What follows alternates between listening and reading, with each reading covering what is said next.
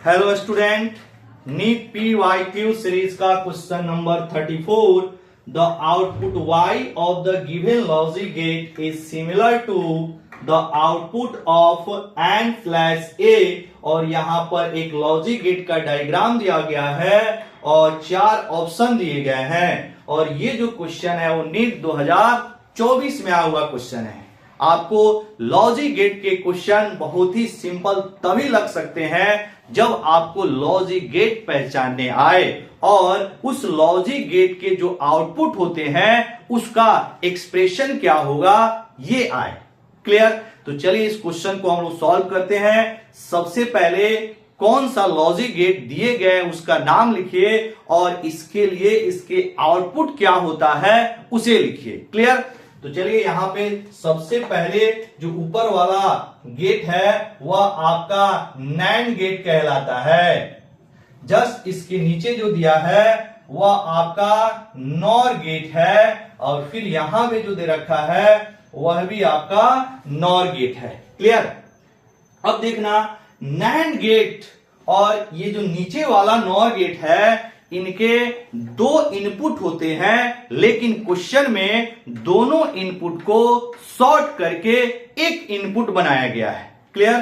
तो इसमें आपको एक थोड़ा सा कंसेप्ट यूज करना है कि जब भी आपका नॉर गेट हो या नैंड गेट हो, इनके इनपुट को सॉर्ट करके एक इनपुट अगर बनाते हैं तो ये जो गेट होते हैं वह नॉट गेट की तरह बिहेव करता है। नॉट गेट की तरह ये हो गई आपके नॉट गेट।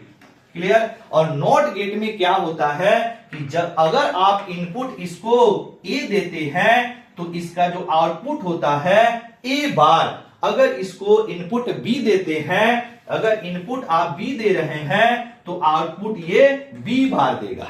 क्लियर? तो इस कंसेप्ट का हमें यूज करना है। अब देखिएगा, आपका जो नैंड गेट है उनके दोनों इनपुट को सॉर्ट करके एक इनपुट दिया गया है जो कि ए है, तो ये नॉट गेट की तरह काम करेगा और ये जो आउटपुट देगा वह ए बार देगा।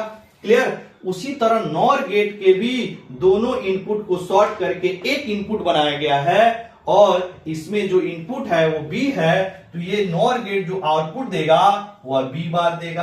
क्लियर? अब आइए यहां पे, अब इस नॉर गेट के लिए जो आपका इनपुट है वह 2 इनपुट हो गया। कौन कौन सा? ए बार और बी बार। क्लियर?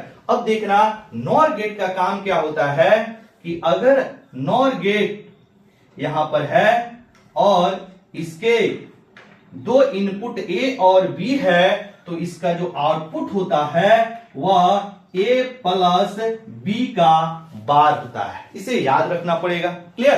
तो यहां पे देखिएगा क्वेश्चन वाला, इनके जो इनपुट है वह ए बार है और दूसरा इनपुट बी बार है, तो इसके लिए आउटपुट क्या बनेगा? ए बार प्लस बी बार का होल बार।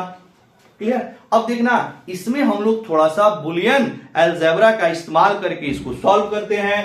तो यहां पर एक फॉर्मूला होता है, जैसे ए प्लस बी का whole bar is equal to formula होता है A bar into B bar. Clear? ये प्लस इसमें चला जाता है इंटू में, तो वही चीज यहां यूज करें तो ये क्या आ जाएगा?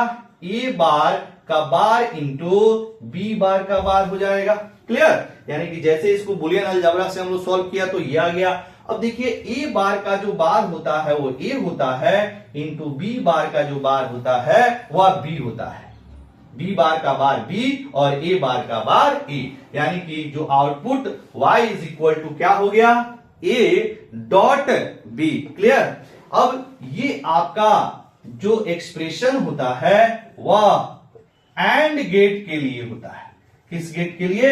एंड गेट के लिए। मतलब अगर आपके पास कोई एक एंड गेट है, ये सिंबल एंड गेट का होता है और इसके 2 इनपुट ए और बी है, तो इसका output y is equal to होता है a डॉट बी। यानी कि इस पूरे लॉजिक गेट का जो फाइनल आउटपुट आ रहा है y is equal to a dot B, जो कि किस गेट के इक्विवेलेंट है? तो एंड गेट के इक्विवेलेंट है। क्लियर? तो इसका जो सही आंसर होगा वो हो जाएगा answer number 4। Correct option 4। Clear?